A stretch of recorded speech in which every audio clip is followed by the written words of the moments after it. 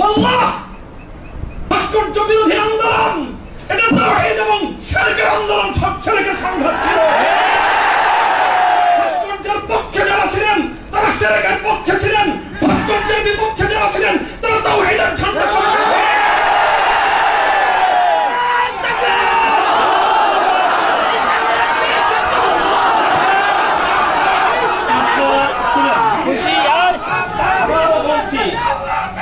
ভাস্কর্যের পক্ষ বিপক্ষের এই লড়াইকে একজন মরহুম মুসলিম নেতা মরহুম বঙ্গবন্ধু শেখ মুজিবুর রহমান সাহেবের ব্যক্তিত্বকে মাঝখানে এনে বিষয়টাকে ভিন্ন রং দেওয়ার চেষ্টা করা হয়েছিল। আমরা তখনও বলেছি, আজও বলি, ভবিষ্যতেও বলবো, ভাস্কর্য এটা বঙ্গবন্ধু শেখ মুজিবুর রহমান সাহেবের, শহীদ প্রেসিডেন্ট জিয়াউর রহমান সাহেবের, সেটা আমরা কোনো পার্থক্য করি না। আমি এই কথাও বলেছি, ভাস্কর্য যদি স্বয়ং আমাদের মুসলিম জাতির পিতা খলিল ইব্রাহিম আলাইহিস সালামের হয়, তাই সেই ভাস্কর্যের সাথে কি আচরণ করতে হয় মুহাম্মদুর রাসূলুল্লাহ শিখিয়ে দিয়ে গেছেন।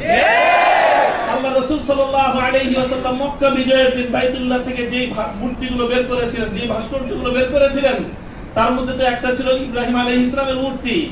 কি বলেছিলেন? কাতালাহুমুল্লাহ, আল্লাহ পাক এই মক্কাবাসীদেরকে ধ্বংস করুক, তারা খলিল ইব্রাহিম আলাইহিস সালাতু ওয়াস সালামের মূর্তি তৈরি করেছে।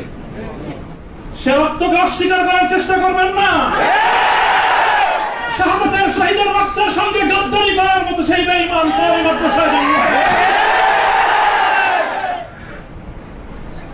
কাজেই যে কথা বলতেছিলাম, যেটা কারা বরণ আমাদের, কারণ নির্যাতন তো অনেক পরের কথা। আল্লাহ পাক রব্বুল আলামিন কারা এই কষ্ট থেকে আমাদের সকলকে হেফাজত করেন। আমিন। প্রতিশোধের যে কথাটা, সেটা আমরা তো পয়গম্বর আলাইহিস সালামের অনুসারী।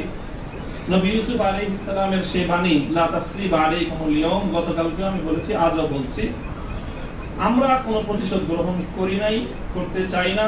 করার প্রবণতা কখনো যদি আমাদের মন থেকে উদ্গত হয়, সেটা হলো ইন্নামা যালিকা মিন্নী ওয়া মিনাশ শাইতান, শয়তানের প্ররোচনায় কখনো হয়তো আমরা ব্যক্তিগত আক্রোশে প্রতিশোধের কথা বলে থাকতে পারি, কিন্তু আমরা প্রতিশোধ পরায়ণ নই। এই হিসাবে আমি প্রতিশোধের এই শব্দকে প্রত্যাখ্যান করলাম। তবে অন্য আরেক অর্থে আমি প্রতিশোধের শব্দকে সমর্থন করছি। শুধু সমর্থন নয়, বরং আমি আমার পুনর্ব্যক্ত করছি যে আমরা প্রতিশোধ নিব। আমাদের সেই প্রতিশোধ হবে সেই প্রতিশোধ, যেই প্রতিশোধ হিজরতের আগ পর্যন্ত 12 বছরের জুলুম এবং নির্যাতনের প্রতিশোধ মক্কা বিজয়ের মাধ্যমে আল্লাহ নবী গ্রহণ করেছেন।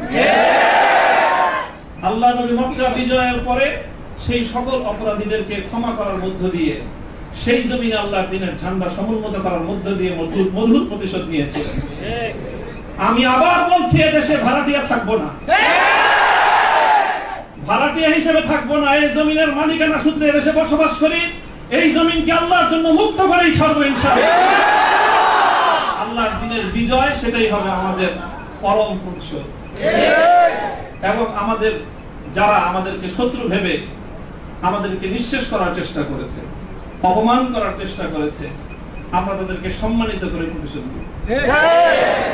আমরা তাদেরকে আদর্শের সোনালী পথে বরণ করে নেওয়ার মধ্য দিয়েই আমরা ইনশাআল্লাহ আমাদের আদর্শের বিজয়ের প্রতিশোধ গ্রহণ করব। আল্লাহ রাব্বুল আলামিন আমাদেরকে সে তৌফিক দান করুন। আমিন। আরেকটা কথা বলা হয়েছে, অনেকের কথার মধ্যে আসছে যে ভবন, একটা ভবনের আলোচনা। এই ভবনটার গুরুত্ব একসময় আমার কাছেও খুব ছিল, 3 বছর আগেও খুব ছিল। যখন শুনলাম যে ভবনটা চলে যাচ্ছে, আমি তখন সর্বপ্রথম 2 রাকাত সালাতুল হাজাত করে দোয়া করেছিলাম যে আল্লাহ যেন খায়রের ফয়সালা করেন। আর এরপরে এখন আমার অনুভূতিটা হলো যে এরকম ভবন না থাকাই ভালো। না থাকা ভালো কেন? দাস্তারে না দারে মা গমে পেয়েছে না দারে মা হেছে না দারে গমে হেছে না দারে। এরকম ভবন টবন থাকলে এগুলোকে রক্ষা করার জন্য ডানে বামে অনেক কিছু তাকানোর প্রয়োজন হয়। ভবন নাই, রক্ষা করার জন্য কার পায়ের কাছে তেল মারার দরকার। আজ এখানে মাদ্রাসা, কালকে ইনশাআল্লাহ সাইকুল অফিসের সন্তান মাহফুজুল হক সাহেব যদি নদীর পারে যে বসেন, ইনশাআল্লাহ এই কেরানীগঞ্জে ওই একেবারে ধুলের চরে বা কোন লুটের চর, কোন চরের মধ্যে এসে বড় মাদ্রাসা হবে। প্রয়োজন নাই ভবনের, প্রয়োজন নাই মাদ্রাসার স্থাপন কোন সম্পত্তি। ওই